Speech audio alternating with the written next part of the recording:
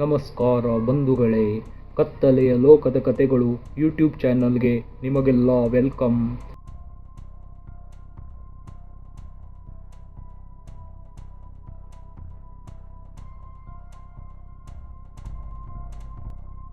ಇವತ್ತು ನಾನು ಹೇಳ್ತಾ ಇರುವ ಕತೆ ಕರಿಮಣಿ ಮಾಲೀಕ ನೀನಲ್ಲ ಅಂತ ಹೇಳಿ ಕಟ್ಟಿಕೊಂಡ ಗಂಡನಿಗೆ ಪ್ರಿಯಕರನ ಜೊತೆ ಸೇರಿ ವಿಷ ಕೊಟ್ಟು ಸಾಯಿಸಿದ ಹೆಂಡತಿ ಕತೆ. ಹೆಂಡತಿಯೇ ಜೀವನ ಅಂತ ನಂಬಿ ಹೆಂಡತಿಯಿಂದಲೇ ವಿಷಪ್ರಾಶನಗೊಂಡು ಸತ್ತ ಗಂಡನ ಕಥೆ.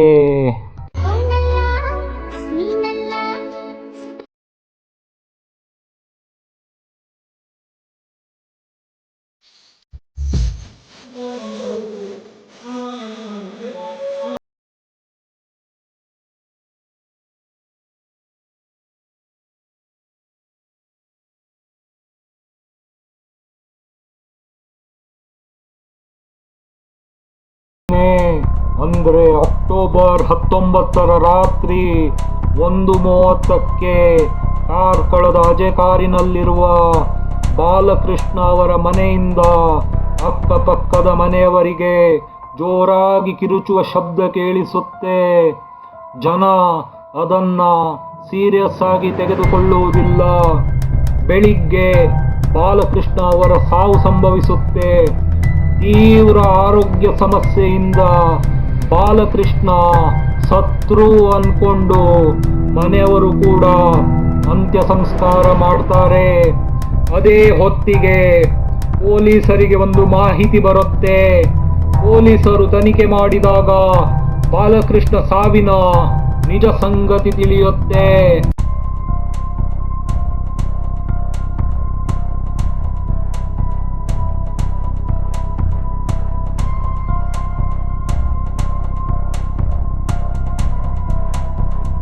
ಪೊಲೀಸರಿಗೆ ಆ ದಿನ ಮಾಹಿತಿ ಕೊಟ್ಟದ್ದು ಯಾರು?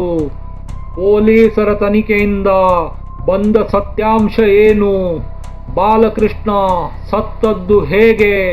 ಎಲ್ಲ ಕತೆ ತಿಳಿಬೇಕಂದ್ರೆ ವಿಡಿಯೋವನ್ನ ಸ್ಕಿಪ್ ಮಾಡದೆ ಎಂಡ್ವರೆಗೆ ನೋಡಿ.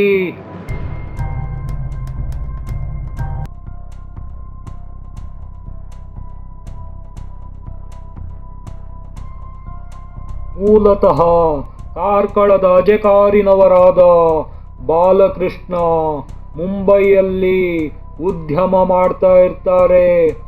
ಸ್ವಲ್ಪ ಸಮಯದ ನಂತರ ಪತ್ನಿ ಮಕ್ಕಳೊಂದಿಗೆ ತಮ್ಮ ಊರಾದ ಕಾರ್ಕಳದ ಅಜೆಕಾರಿಗೆ ವಾಪಸ್ ಬರ್ತಾರೆ. ಕಾಲೇಜ್ ಒಂದರಲ್ಲಿ ಕ್ಯಾಂಟೀನ್ ಇಟ್ಕೊಂಡು ಜೀವನ ನಡೆಸ್ತಾ ಇರ್ತಾರೆ. ಇನ್ನು ಬಾಲಕೃಷ್ಣ ಅವರ ಹೆಂಡತಿ ಪ್ರತಿಮಾ, ಇವರನ್ನು ನಾನು ಈ ಕತೆ ಹೀರೋಯಿನ್ ಅನ್ಲೋ ಅಥವಾ ವಿಲನ್ ಅನ್ಲೋ ಗೊತ್ತಿಲ್ಲ. ಈ ಪ್ರತಿಮಾ ಇರ್ತಾರಲ್ಲ, ಇವರಿಗೆ ಬಾಲಕೃಷ್ಣ ಒಂದು ಬ್ಯೂಟಿ ಪಾರ್ಲರ್ ಹಾಕಿಕೊಟ್ಟಿರ್ತಾರೆ. ಬ್ಯೂಟಿಷಿಯನ್ ಹಾಗೆ ಮೇಕಪ್ ಆರ್ಟಿಸ್ಟ್ ಆದ ಪ್ರತಿಮಾ ಊರಲ್ಲಿ ಫಂಕ್ಷನ್ ಇದ್ರೆ ಮೇಕಪ್ ಮಾಡೋದು, ಹಾಗೆ ನಮ್ಮ ಬ್ಯೂಟಿ ಪಾರ್ಲರ್ನಲ್ಲಿ ಬ್ಯೂಟಿಷಿಯನ್ ಆಗಿ ಕೆಲಸನೂ ಮಾಡ್ತಾ ಇರ್ತಾರೆ. ಹೀಗೆ ಜೀವನ ನಡೆಯುತ್ತಿರುವಾಗ ಪ್ರತಿಮಾಗೆ ಇನ್ಸ್ಟಾಗ್ರಾಮ್ನಲ್ಲಿ ರೀಲ್ಸ್ ಮಾಡೋ ಹುಚ್ಚು ಶುರುವಾಗುತ್ತೆ.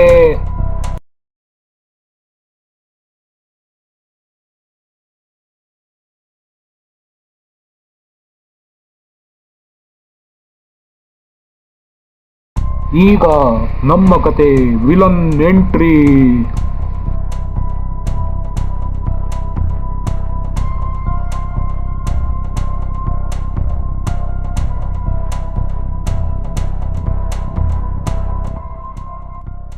ಈತನ ಹೆಸರು ದಿಲೀಪ್ ಹೆಗಡೆ. ಇನ್ಸ್ಟಾಗ್ರಾಮ್ನಲ್ಲಿ ಪ್ರತಿಭಾ ಫಾಲೋವರ್ ಆಗಿದ್ದ ದಿಲೀಪ್ ಪ್ರತಿಭಾ ರೀಲ್ಸ್ಗೆ ಹಾಗೆ ಪ್ರತಿಭಾ ಫೋಟೋಗೆ ಕಮೆಂಟ್ ಮಾಡೋದು, ಲೈಕ್ ಮಾಡೋದು ಮಾಡ್ತಾ ಇದ್ದ. ಪ್ರತಿಭಾ ಸೌಂದರ್ಯ ನೋಡಿ ಸೋತಿದ್ದ ಇವನು ಪ್ರತಿಭಾಗೆ ಮೆಸೇಜ್ ಮಾಡೋಕೆ ಶುರು ಮಾಡ್ತಾನೆ. ಪ್ರತಿಮಾ ಕೂಡ ಈತನ ಮೆಸೇಜ್ಗೆ ರಿಪ್ಲೈ ಮಾಡ್ತಾರೆ. ಇವರ ಗೆಳೆತನ ಗಾಢವಾಗಿ ಬೆಳೆಯುತ್ತೆ. ದಿಲೀಪ್ ಪ್ರತಿಮಾಗೆ ಅವನ ಪ್ರೀತಿ ಹೇಳ್ತಾನೆ. ಮದುವೆಯಾಗಿ ಗಂಡ ಇದ್ರೂ ದೈಹಿಕ ಸುಖದ ಆಸೆಗೋ, ಭಾವನಾತ್ಮಕ ಸಂಬಂಧಕ್ಕೋ ಅಥವಾ ತನಗಿಂತ ವಯಸ್ಸಿನಲ್ಲಿ ದೊಡ್ಡವರಾದ ಗಂಡನ ಮೇಲಿನ ತಿರಸ್ಕಾರಕ್ಕೋ ಗೊತ್ತಿಲ್ಲ, ಪ್ರತಿಮಾ ದಿಲೀಪ್ ಪ್ರೀತಿನ ಒಪ್ಕೋತಾರೆ.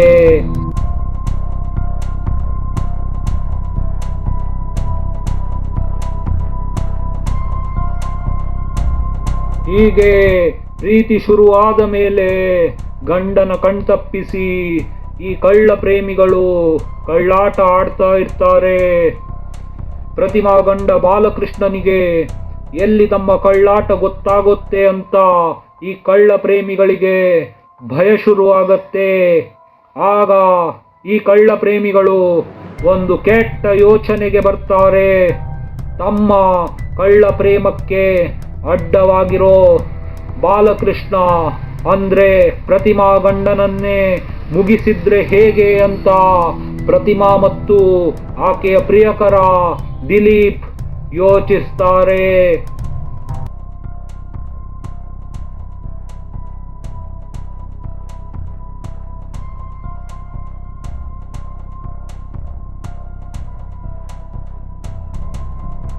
ಬಾಲಕೃಷ್ಣ ಕೊಲೆಗೆ ಸ್ಕೆಚ್. ಪ್ರಿಯಕರನ ಜೊತೆ ಹೆಂಡತಿ ಇಟ್ಲು ಮುಹೂರ್ತ. ಬಾಲಕೃಷ್ಣನನ್ನು ಹೇಗೆ ಮುಗಿಸೋದು ಅಂತ ಈ ಕಳ್ಳ ಪ್ರೇಮಿಗಳು ಯೋಚಿಸ್ತಾ ಇರ್ತಾರೆ. ಆಗ ಪ್ರಿಯಕರ ದಿಲೀಪ್ಗೆ ಒಂದು ಐಡಿಯಾ ಹೊಳೆಯುತ್ತೆ. ದಿಲೀಪ್ ಪ್ರತಿಮಾ ಹತ್ರ ಹೇಳ್ತಾನೆ, ಒಂದೇ ಸಲ ಕೊಲೆ ಮಾಡಿದ್ರೆ ಎಲ್ಲರಿಗೂ ಗೊತ್ತಾಗತ್ತೆ, ಅದಕ್ಕಿಂತ ಸ್ಲೋ ಪಾಯ್ಸನ್ ಹಾಕಿ ಕೊಲ್ಲೋಣ ಅಂತಾನೆ. ಪ್ರಿಯಕರನ ಮೋಹಕ್ಕೆ ಬಿದ್ದ ಪ್ರತಿಮಾ ಗಂಡನ ಮೇಲೆ ಪಾಪ ಪುಣ್ಯ ಕರುಣೆ ಏನೂ ಇಲ್ಲದೆ ಈ ಕುತಂತ್ರಿ ಪ್ಲಾನ್ಗೆ ಒಪ್ಕೋತಾಳೆ. ದಿಲೀಪ್ ತನ್ನ ಪ್ರೇಯಸಿ ಉರ್ಫ್ ಬಾಲಕೃಷ್ಣ ಹೆಂಡತಿ ಪ್ರತಿಮಾ ಕೈಗೆ ವಿಷದ ಬಾಟಲಿ ಕೊಡ್ತಾನೆ.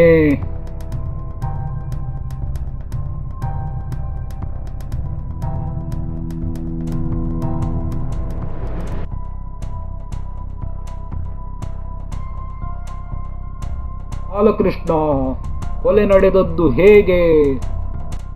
ಪ್ಲಾನ್ ಮಾಡಿದ ಹಾಗೆ ಬಾಲಕೃಷ್ಣ ಊಟದಲ್ಲಿ ಪ್ರತಿಮಾ ದಿನ ವಿಷ ಬೆರೆಸಿ ಕೊಡ್ತಾ ಇರ್ತಾಳೆ. ಹೀಗೆ ಕೆಲವು ದಿನಗಳು ಕಳೆದ ಹಾಗೆ ವಿಷ ಆಹಾರದಿಂದ ಬಾಲಕೃಷ್ಣ ಆರೋಗ್ಯ ಹದಗೆಡುತ್ತಾ ಬರುತ್ತೆ. ತೀವ್ರ ಜ್ವರ ಹಾಗೆ ಹೊಟ್ಟೆ ನೋವಿನಿಂದ ಬಾಲಕೃಷ್ಣ ಬಳಲ್ತಾರೆ. ಈ ಕಳ್ಳ ಪ್ರೇಮಿಗಳು ಇದನ್ನು ನೋಡಿ ಒಳಗೊಳಗೆ ಖುಷಿ ಪಡ್ತಾ ಇರ್ತಾರೆ. ಈ ಕಳ್ಳ ಪ್ರೇಮಿಗಳ ಕಳ್ಳಾಟ ತಿಳಿಯದೇ ಇರೋ ಮನೆಯವರು ಆರೋಗ್ಯ ಹದಗೆಟ್ಟ ಬಾಲಕೃಷ್ಣ ಅವರನ್ನು ಉಡುಪಿಯ ಮಣಿಪಾಲ ಆಸ್ಪತ್ರೆಗೆ ತರ್ತಾರೆ.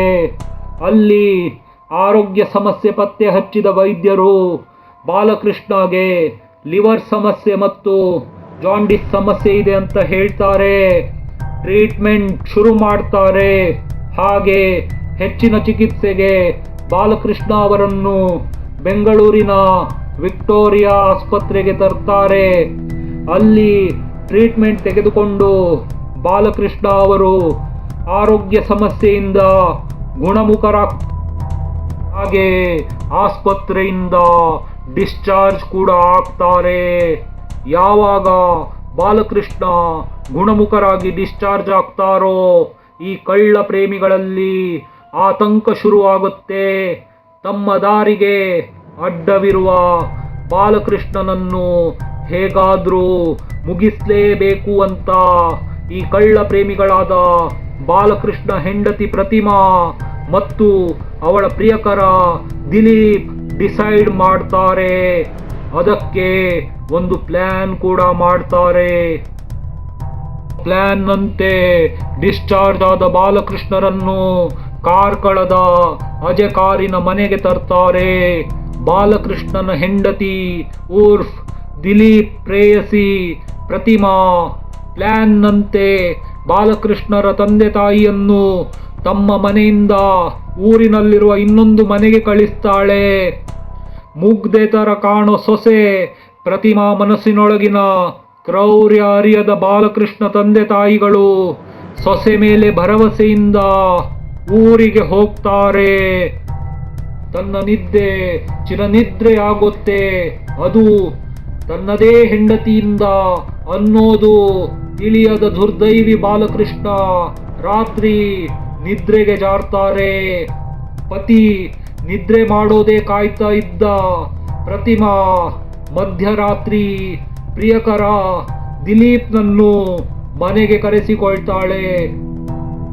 ಅದರ ಯಾವುದರ ಅರಿವಿಲ್ಲದೆ ಆರಾಮಾಗಿ ನಿದ್ರಿಸುತ್ತಿದ್ದ ಬಾಲಕೃಷ್ಣರವರನ್ನು ಈ ಕಳ್ಳ ಪ್ರೇಮಿಗಳಾದ ಬಾಲಕೃಷ್ಣರ ಹೆಂಡತಿ ಪ್ರತಿಮಾ ಮತ್ತು ಆಕೆಯ ಪ್ರಿಯಕರ ದಿಲೀಪ್ ಇಬ್ಬರು ಬೆಡ್ಶೀಟ್ ಅನ್ನು ತಲೆಗೆ ಒತ್ತಿ ಉಸಿರುಗಟ್ಟಿಸಿ ಸಾಯಿಸಿಯೇ ಬಿಡ್ತಾರೆ.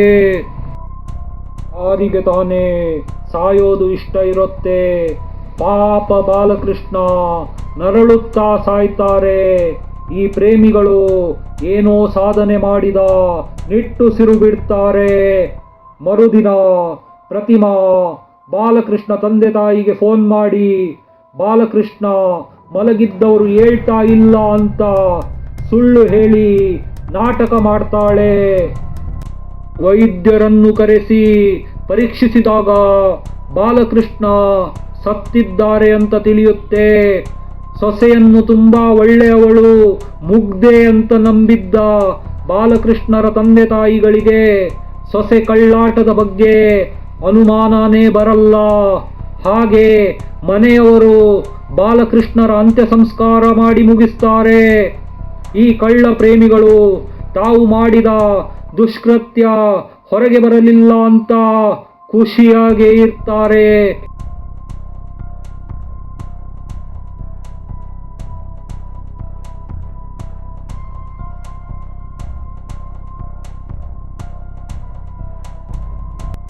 ಕೊಲೆ ವಿಷಯ ಹೊರಗೆ ಬಂದದ್ದು ಹೇಗೆ?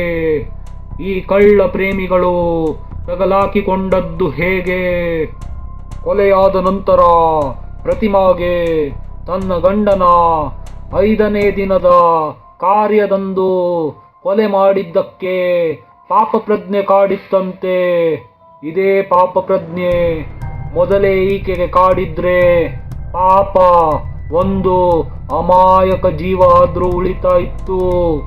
ಪಾಪ ಪ್ರಜ್ಞೆ ಕಾಡಿದ ಪ್ರತಿಮಾ ತನ್ನ ಅಕ್ಕನತ್ರ ಯಾರಿಗೂ ಹೇಳ್ಬೇಡ ಅಂತ ಕೊಲೆಯ ಬಗ್ಗೆ ಎಲ್ಲ ವಿಷಯ ಹೇಳಿಕೊಂಡಿದ್ರಂತೆ. ಹಾಗೆ ಪ್ರತಿಮಾಗೆ ಸಂದೀಪ್ ಅಂತ ಒಬ್ಬ ಸಹೋದರ ಇರ್ತಾನಂತೆ. ಸಂದೀಪ್ಗೆ ಪ್ರತಿಮಾ ಅನೈತಿಕ ಸಂಬಂಧದ ಬಗ್ಗೆ ತುಂಬಾ ಮುಂಚೆನೆ ಊರಿನವರಿಂದ ಮಾಹಿತಿ ಇರುತ್ತಂತೆ. ಅದಕ್ಕೆ ತನ್ನ ಭಾವ ಬಾಲಕೃಷ್ಣ ಸಾವಿನ ಬಗ್ಗೆ ಸಂದೀಪ್ ಅನುಮಾನ ವ್ಯಕ್ತಪಡಿಸ್ತಾನೆ. ಹಾಗೆ ತನ್ನ ಸಹೋದರಿ ಪ್ರತಿಮಾಗೆ ದೈವದ ಮೇಲೆ ಆಣೆ ಇಟ್ಟು ಸತ್ಯ ಹೇಳುವಂತೆ ಕೇಳ್ತಾನೆ. ಯಾವಾಗ ದೈವದ ಆಣೆಯ ವಿಷಯ ಬಂತೋ ಪ್ರತಿಮಾ ಹೆದರಿ ಎಲ್ಲ ಸತ್ಯ ಹೇಳಿದ್ದಾಳೆ. ಪ್ರತಿಮಾ ಸಹೋದರನನ್ನು ಮೆಚ್ಚಲೇಬೇಕು, ನ್ಯಾಯನೇ ದೇವರು ಅನ್ಕೊಂಡು ತಂಗಿ ಅಂತನೂ ನೋಡದೆ ತಪ್ಪು ಮಾಡಿದವರು ಶಿಕ್ಷೆ ಅನುಭವಿಸಲೇಬೇಕು ಅಂತ ಪೊಲೀಸ್ಗೆ ಎಲ್ಲ ಮಾಹಿತಿ ಕೊಟ್ಟಿದ್ದಾರೆ. ಪೊಲೀಸರು ಈ ಕಳ್ಳ ಪ್ರೇಮಿಗಳನ್ನು ಬಂಧಿಸಿದ್ದಾರೆ. ಹೆಣ್ಣು ಕರುಣಾಮಯಿ ತ್ಯಾಗಮಯಿ ಅನ್ನೋ ಮಾತಿಗೆ ಹಳೆ ಚಪ್ಪಲಿ ತೆಗೆದುಕೊಂಡು ಹೊಡೆದ ಹಾಗೆ ಇದೆ ಈ ಕತೆ. ಕೊನೆಯಲ್ಲಿ ಒಂದು ಮಾತು, ತಪ್ಪಿಗೆ ಕ್ಷಮೆ ಇದೆ, ಆದರೆ ಅಪರಾಧಕ್ಕೆ ಶಿಕ್ಷೆಯೇ ಕ್ಷಮೆ. ಹಾಗೆ ನಾನು ಈ ಕ್ರೈಮ್ ಕತೆಗಳ ವಿಡಿಯೋ ಮಾಡೋದು ನಿಮಗೆ ಕ್ರೈಮ್ ಮಾಡಲು ಪ್ರೇರೇಪಣೆ ಕೊಡೋಕೆ ಅಲ್ಲ, ಬದಲಾಗಿ ನೀವು ನಿಮ್ಮ ಜೀವನದಲ್ಲಿ ಕೆಟ್ಟ ಕೆಲಸ ಮಾಡಬೇಡಿ ಅಂತ ಸಂದೇಶ ಕೊಡೋಕೆ. ಅಂತ ಹೇಳ್ತಾ ಈ ವಿಡಿಯೋ ಮುಗಿಸ್ತಾ ಇದ್ದೀನಿ. ವಿಡಿಯೋ ಇಷ್ಟ ಆದರೆ ಲೈಕ್ ಸಬ್ಸ್ಕ್ರೈಬ್ ಮಾಡಿ ಸಪೋರ್ಟ್ ಮಾಡಿ. ಧನ್ಯವಾದಗಳು. ಮುಂದಿನ ವಿಡಿಯೋದಲ್ಲಿ ಸಿಗೋಣ.